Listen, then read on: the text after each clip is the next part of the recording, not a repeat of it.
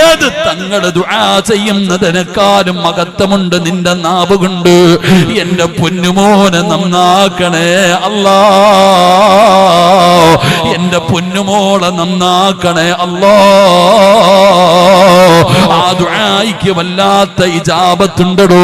അതുകൊണ്ട് ഫുളൈൽ ഇബ്നു ഇയാദ് തങ്ങള് തവക്കൽതു അലല്ലാഹ്, അല്ലാഹനെ ഏൽപ്പിച്ചപ്പോ ആ പൊന്നുമോനെ നന്നാക്കി കൊടുത്തു എന്ന ചരിത്രം പറയുമ്പോ അല്ല ആരാണെന്ന് പഠിപ്പിക്ക്.